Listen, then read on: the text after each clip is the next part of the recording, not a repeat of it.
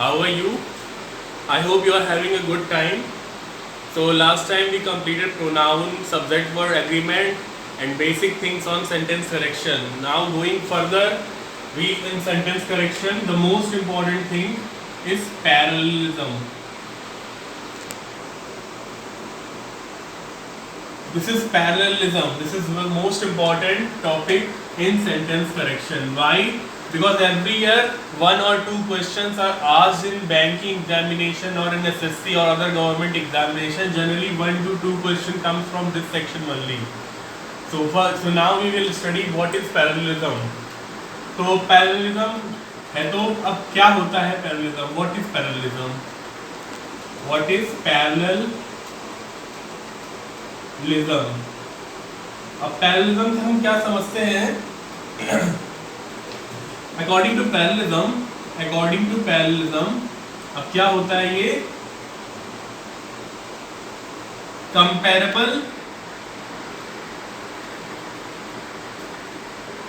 Comparable parts of sentence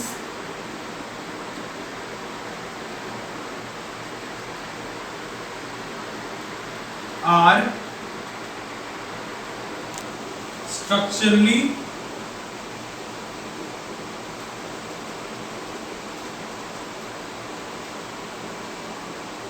and logically similar. देखिए समझने की कोशिश करिए. पैरेललिज्म हम पढ़ रहे हैं. पैरेललिज्म का क्या मतलब होता है कि डिफरेंट पार्ट्स होते हैं सेंटेंस में. कहीं नाउन होता है, कहीं वर्ब होता है, कहीं पे एडजेक्टिव होता है. तो comparable parts of the sentence जो कि कंपैरिजन में आते हैं, उनको स्ट्रक्चरली और लॉजिकली उनको सिमिलर होना होता है. अब देखिए एग्जांपल के माध्यम से हम एग्जांपल की तरह से समझाने की कोशिश करते हैं. समझने की कोशिश करिएगा. देखिए एग्जांपल है the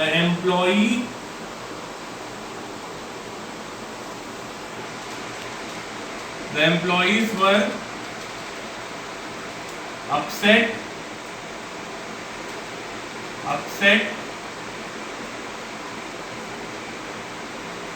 by the company's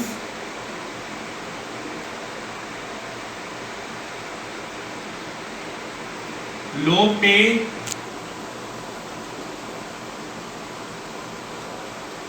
poor working conditions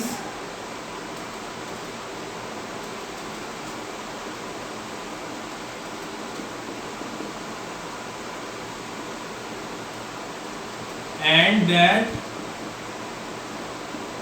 they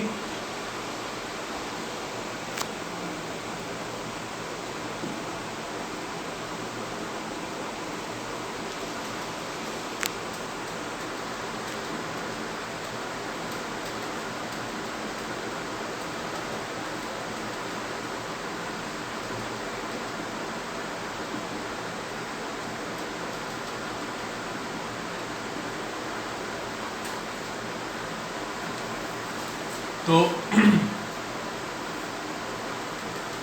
अब देखिए सेंटेंस में देखने की सेंटेंस मैंने लिखा हुआ है और ये है पैरेललिज्म. तो पैरेललिज्म की डेफिनेशन क्या है कि जो भी कंपैरेबल पार्ट होते हैं सेंटेंस को, वो स्ट्रक्चरली और लॉजिकली सिमिलर होने चाहिए. देखिए इस सेंटेंस में हम बात करते हैं the employees were upset by the companies low pay, poor working conditions and that they did not have enough outlets for their creativity. अब देखिए हम क्या करेंगे इसमें comparable part of the sentence must be structurally and logically similar. तो कहाँ पे हमको similarity देखनी है? The employees were upset by the company's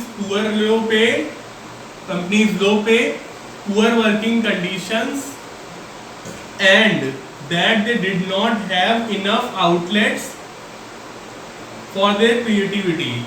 अब यहाँ पे देखिए ये क्या है? कंपनीज लो पे.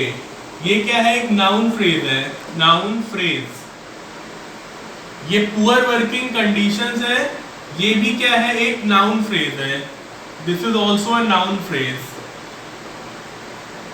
नाउन फ्रेज, ये भी नाउन फ्रेज है। लेकिन जब हम अगला देखते हैं, that they did not have enough outlets for their creativity, now this is not a noun phrase.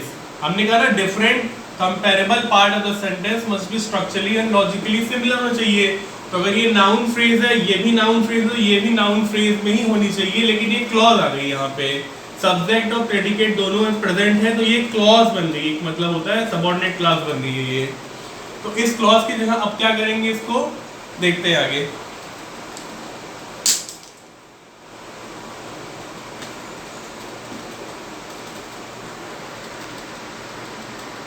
इसकी जगह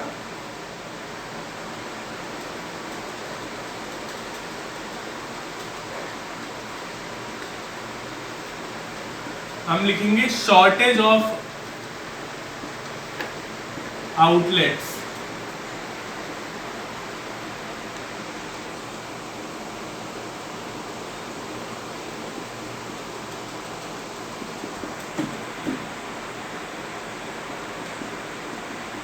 देखिए जहां पे हम यूज कर रहे थे that they did not have enough outlets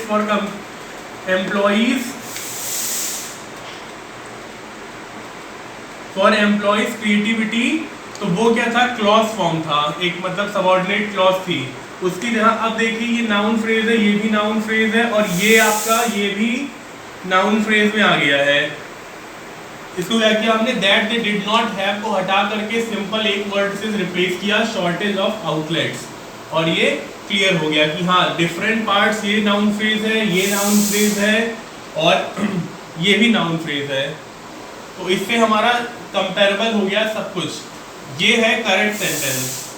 तो ऐसे बहुत से क्वेश्चन आते हैं बैंकिंग में, एसएससी में बहुत से क्वेश्चन आते हैं जहाँ पे हमको पैरेलल स्ट्रक्चर देखने होते हैं कि अलग अलग नाउन है तो नाउन के पैरेलल में नाउन स्ट्रक्चर हो, वर्ब है तो वर्ब के पैरेलल में वर्ब स्ट्रक्चर हो। तो different part of the sentence must be structurally and logically similar. ठीक है, आगे कुछ और एग्जांपल देखते हैं।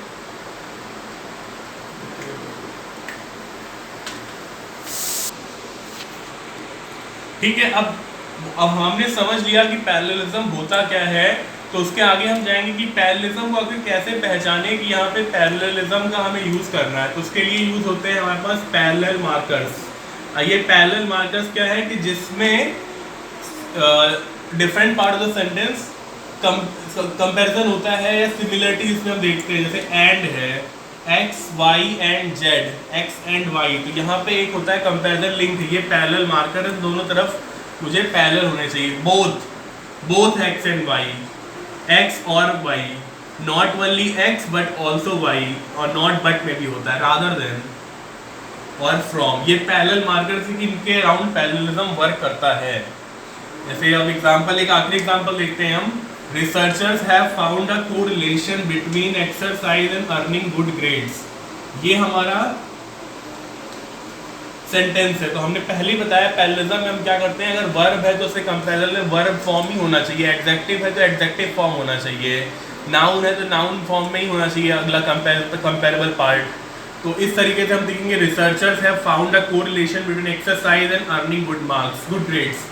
तो अगर इसमें देखेंगे रिसर्चर्स हैव फाउंड, रिसर्चर्स ने फाउंड किया है एक relation, correlation between exercise and earning good grades.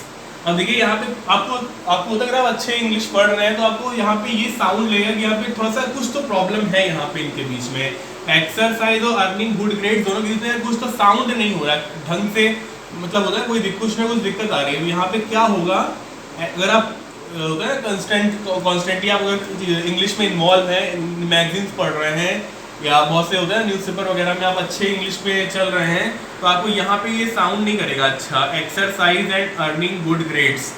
तो यहाँ पे क्या है कि एक्सरसाइज को कंपेयर की जो कि नाउन फॉर्म में है, और ये क्या है आईएनजी फॉर्म में है, अर्निंग गुड ग्रेड्स। तो इसके लिए हम क्या करेंगे, यहाँ पे चेंज करेंगे और यहाँ पे एक्सरसाइजिंग करेंगे। Researchers have found a correlation between exercising, मतलब एक्सरसाइज करना, और अर्निंग गुड ग्रेड्स, और अच्छे ग्रेड्स को लाना। तो यहाँ पे ये पार्ट हम देखेंगे कि यहाँ पे दोनों पार्ट कंपेरेबल हो गया, इसलिए अब ये सही है। ठीक है, तो इस तरीके से आप पहचानेंगे पैरेललिज्म में। अगर आपको कोई और इसमें आपको कुछ और सेंटेंस नहीं आ रहे तो नीचे कमेंट सेक्शन में लिखिएगा।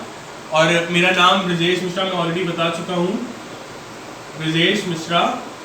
मेरा कॉन्टेक्ट नंबर है 9653008137। तो अगर आपको पैरेललिज्म से रिलेटेड कोई भी प्रॉब्लम आती है तो आप मुझे कमेंट सेक्शन में लिखिए। ठीक है, आप वीडियो को शेयर करिए ताकि मैक्सिमम लोगों तक ये पहुंच सके। Okay, thank you.